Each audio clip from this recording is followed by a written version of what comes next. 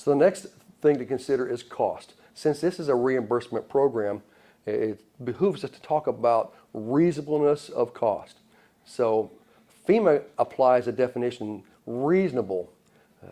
If you go out and perform some work, the cost that you expend have to be reasonable for reimbursement. And so please, the best way you can consider reasonableness is if you have to bid out a project, you get bids returned, the reasonable thing to demonstrate to FEMA is you chose the lowest bidder, or do some kind of cost comparison before you start buying items to repair your buildings. You have to do some kind of cost comparison to show reasonableness. Additionally, with cost, they have to comply with federal, state, and local laws. So you need to ensure that the most stringent of those three standards is what you go by. So they have to be within those parameters. Also, they cannot violate federal, state, or local laws. So cost eligibility also have to take into consideration deductions in insurance. So if we go back to the building I talked about earlier, FEMA will deduct insurance off of your project. If you go out and buy supplies at a discounted price and you show those prices to FEMA, they're going to give you that discounted price. If you salvage some items that were damaged, then you have to also take that salvage value off the reimbursement cost. So in the public assistance grant, we use a term called force account. That's using your own labor force to do the work. So under force account for costs, for our category A, which is our debris, you can now get reimbursed using your own labor force for regular time and overtime. For your category B emergency protective measures, for cost, you can only be reimbursed for their overtime, but our permanent work projects, C through G, you can be reimbursed for their regular time and their overtime. Within the public assistance reimbursement grant, there are several types of projects. The first one being a small project, then a large project, an improved project, and an alternate project. First off, for this fiscal year, small projects are projects that fall underneath the cap of $128,000. If it's under that, projects are processed as small. If they're that or more, they're processed as large.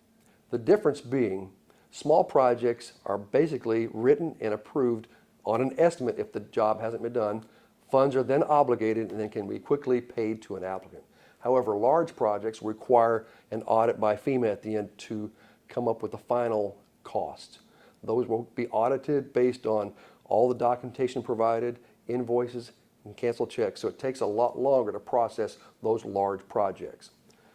The next category is improved projects. Should you have a facility that you want to improve, that you want to build larger, that you want to expand. As an example, if you have a schoolhouse that has been too small for you and you want to expand that, then you can apply for an improved project. FEMA will come in, will evaluate it. The state can approve the improved project. FEMA will evaluate it, make sure that when you build a larger facility that you're not going into areas that have been unimproved, and they can approve the improved project. However, the caution is they will allow you to do that, but fund you on the initial project to put it back to the size that it was. So you can build bigger, but you're only going to get reimbursed for the replacement cost of the facility that you had. That's an improved project.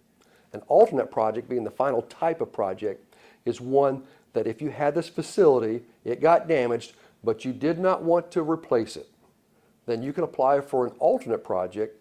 FEMA can approve that, and once that's approved, you can do something alternatively with that project. Let's use the schoolhouse again. Let's just pretend that you did not need that building to rebuild. FEMA doesn't want to provide you the funds to rebuild it if you're not going to use it, so they can allow you to apply for an alternate project. You can do something alternatively. You can buy school buses or something else alternatively with that. There is a slight reduction in the reimbursement for that. However, that allows you to use the money where you need to. You have to get approval from FEMA first before you do the improved project and the alternate project. So there are periods of performance for this grant. For your emergency work, you have 6 months to get the work complete. For your permanent work, which is your category C through G, you have 18 months to complete that work.